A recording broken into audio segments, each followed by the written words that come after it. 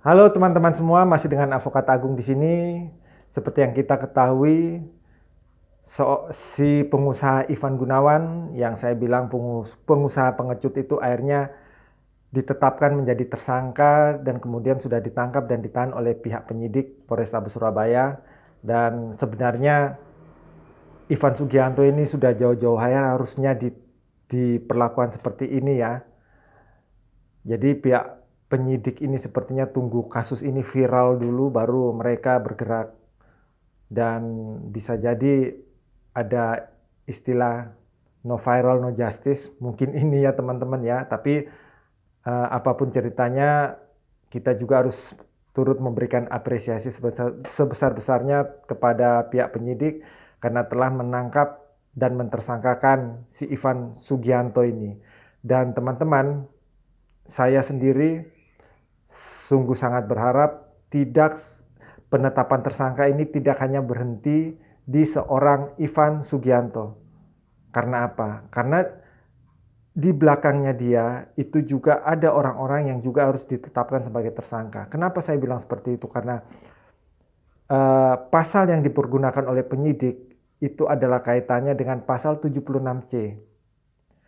Pasal 76C itu sendiri intinya itu adalah setiap orang dilarang untuk menempatkan, untuk membiarkan, atau untuk melakukan, dan seterusnya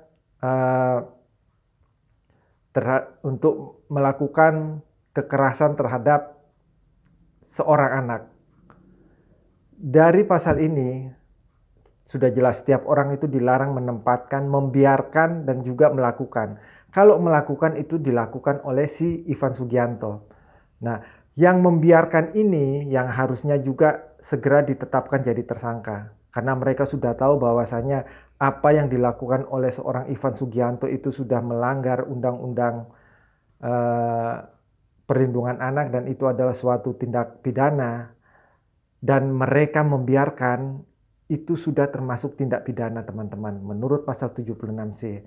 Jadi seharusnya penetapan tersangka jangan berhenti saja di Ivan Sugianto, tapi juga kepada teman-temannya yang atau rombongannya, pasukannya yang dia bawa pada saat itu. Itu mereka harus segera ditetapkan jadi tersangka. Karena mereka membiarkan kejadian itu terjadi, kekerasan terhadap seorang anak. Dan semoga saja pihak penyidik harus melihat masalah ini juga dan segera menangkap orang-orang yang bersama-sama dengan si Ivan Sugianto pada saat menggeruduk dan juga melihat tindak kekerasan yang dilakukan oleh Ivan Sugianto terhadap siswa sekolah di Surabaya.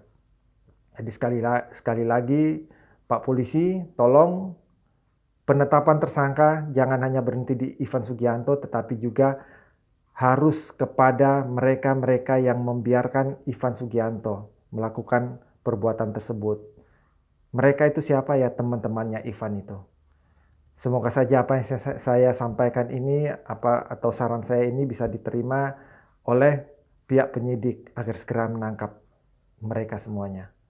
Semoga apa yang saya sampaikan ini bisa bermanfaat buat kita semua. Terima kasih.